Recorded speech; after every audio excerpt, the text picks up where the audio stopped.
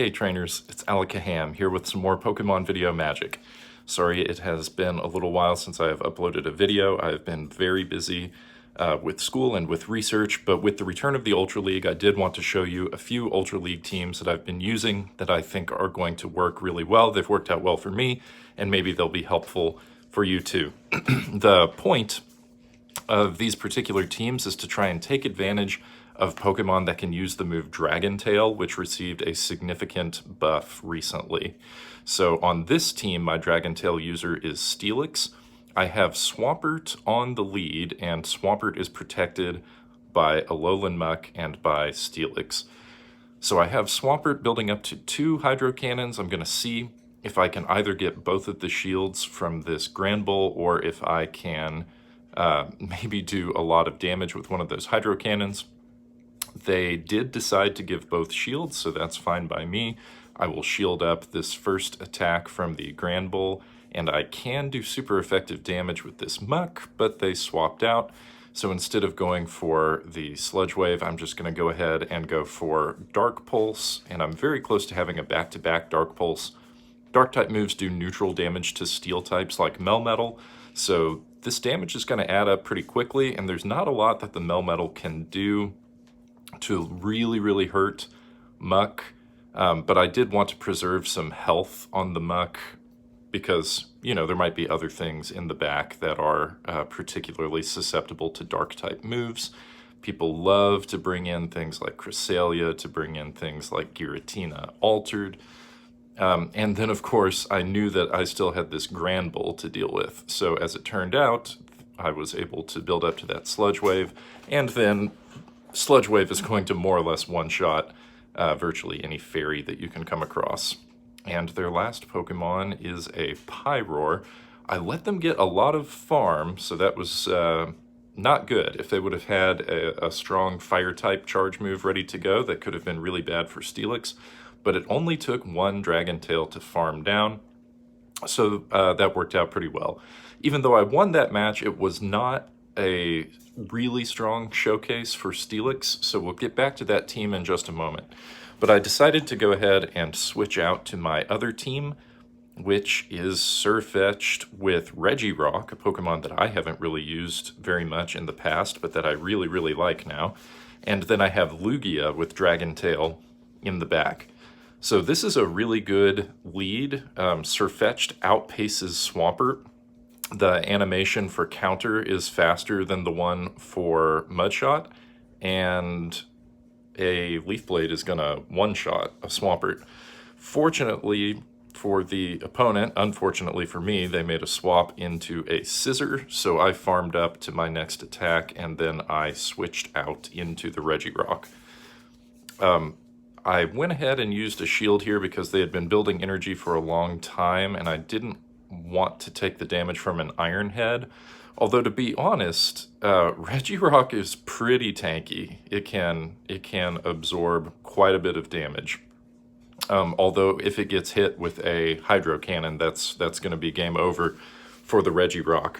But the opponent continued to farm up some energy, and so we were able to hit them with a Stone Edge. And I decided to shield because I thought maybe the Regirock will be useful for whatever they have in the back. I can just tank this Hydro Cannon on Lugia and farm down with Dragon Tail. And their last Pokemon is a Machamp. You can see I was doing a pretty decent chunk of damage with Dragon Tail from the Lugia. And then, of course, if Machamp gets hit with a Sky Attack, that's going to be devastating because Flying-type moves are going to be super effective against fighters. So we will get to see the Sky Attack land, always exciting, and it does KO the Machamp. The Swampert just takes one more Dragon Tail, and then they go down. I'm really liking Lugia, even more than Steelix for the current meta, because Lugia is so stupid tanky. Lugia can absorb several super effective hits from most Pokemon before it goes down. So I am really enjoying using Lugia. That Pokemon has got me out of several jams in the Ultra League so far this week. But I wanted to show y'all how things go with Steelix. So here's another set, and I'm going to switch back to that first team. The plan here is to kind of alternate back and forth between the Steelix team and the Lugia team. So this is a somewhat neutral lead against the Cresselia, but it gets to be kind of tricky depending on how everybody uses shields. So I try and switch out of neutral matchups or uncertain matchups, and we come up against a Kingdra. So the good thing about this matchup is that Dragon Tail is going to be super effective against Kingdra. You can see that we are just chunking its health away, and we can survive a super effective Octazooka. And now we have 2 Crunch attacks ready to go. Crunch isn't going to do a lot of damage to Articuno, but we do get that shield, and then we can do, you know, a fair amount of chip damage with the Crunch here. So we get a little damage done, we farm a bit with our Dragon Tail, and something like 30% of their health is gone now, so that's not too bad. I figure this is Icy Wind, so I go ahead and let that go. This was really unfortunate that they got to a second Icy Wind before I could launch off one of those Hydro Cannons. I should probably switch out so that I can deal with that debuff, but I guess I decided to go for another Hydro Cannon here. The switch clock may not have been up yet, I don't know. We do land it, and at this point I guess I let the Swampert go so that we can use those 2 shields to protect Muck. Muck can get away with a lot. Muck can win a lot of matches if it is protected with shields. Now, the unfortunate thing there is that we did get the debuff from Icy Wind, and now we can't switch the Muck out to reset the debuff. So we are attacking with lower stats, and we're just kind of stuck with that until the end of the game. So if you don't know that, if you switch out a Pokemon that's been debuffed, it gets reset. When you bring it back in, it's no longer debuffed. But as I said, in this case, I don't have any other Pokemon, so it's impossible to switch out the Muck and bring it back in.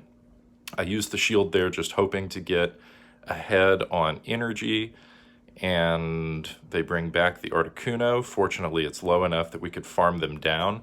I think that they believed we had more energy than we did, and they were trying to catch the Dark Pulse, but they could not. So this is what I meant by, you know, Muck being able to accomplish a lot if it has shields.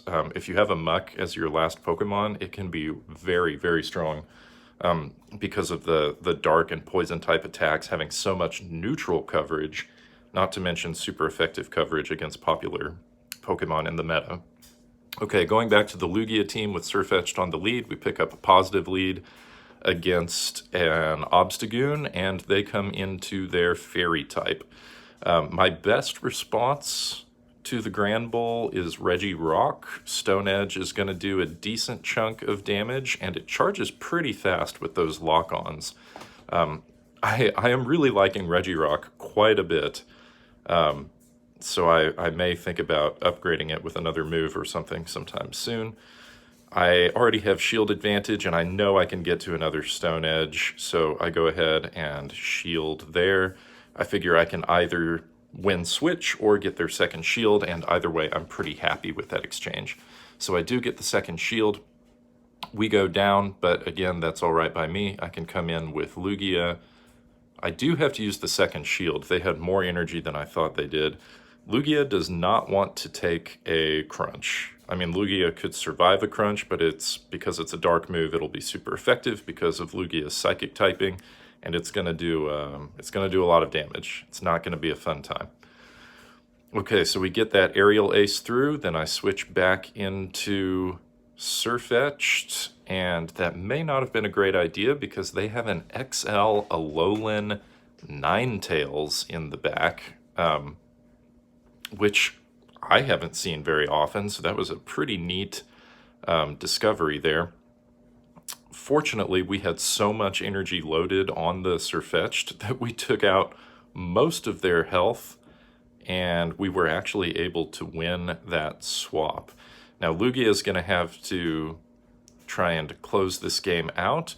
We won't have too much problem doing damage, but if they have a Night Slash, which they do, that's going to do a decent chunk, because again, Dark type against Psychic type, it's not great. But it just took one more Dragon Tail to knock out the Obstagoon. So again, Dragon Tail working out pretty well. Lugia putting in a lot of work. Steelix puts in a lot of work in some of these other matches. These Dragon Tail users are really something else this season. Okay, so this is actually a negative matchup. I think it might be kind of neutral because my defense will be higher, but their offense is going to be higher, so it turns out pretty similarly. I farmed up to 2 Hydro Cannons. I wanted to threaten with a potential Earthquake. I do get the shield, and then we win charge move priority tie, so I am able to get the second shield, and they decided to just kind of keep farming there. I think I'm ahead on energy here, but I'm not entirely certain. I was not. So they are going to get that charge move through, and we do get to our own Hydro Cannon, which is going to do a lot of damage because Shadow typing strongly weakens the opponent. Fortunately, there was enough health left on my Swampert that I forced them to throw, so now I can come in with Lugia, or with Steelix rather. Steelix is on this team. And it was about 2 Dragon Tails to finish off the Swampert, and now we've built up a bit of energy. I should have continued building up a little bit more to threaten with the possible Earthquake, because Steelix can learn Earthquake, even though mine does not.